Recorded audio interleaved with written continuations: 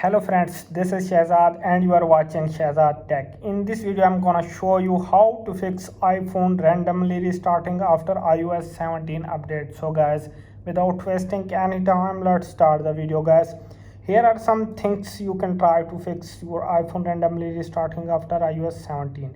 So first method is to force restart your iPhone. This is a simple way to clear out any temporary glitches that may be causing the restart. To force restart your iPhone, press the volume up button, volume down button and press and hold the power button until you see Apple logo is appear. Wait for few seconds to restart your device and fix your problem.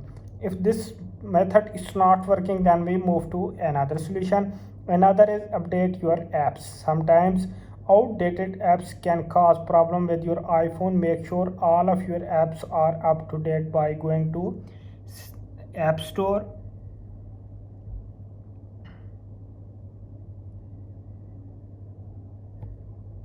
Now you can simply tap on icon, and if you have any update of your app, firstly you can download and update your apps and fix your problem.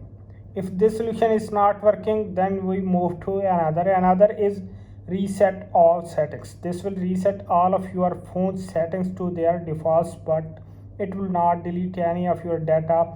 To do this, go to settings. Now you can simply tap on general, and now you can appear on the screen transfer or reset iPhone. Tap on it. Now you can see reset. Now you can see reset all settings. Tap on it and enter your passcode. Now you can pop up reset all settings. Tap on it to reset all settings without losing any data.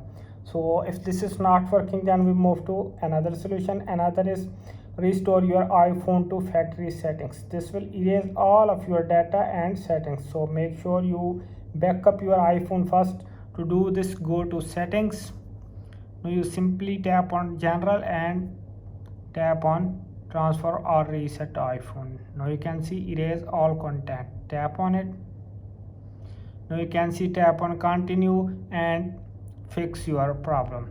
If this solution is not working, then we move to another solution. Another solution is downgrade your device to iOS 17 to iOS 16 to fix your problem. So I hope this video is helpful for you. If this video is helpful for you, then you subscribe the channel and press the bell icon for upcoming videos.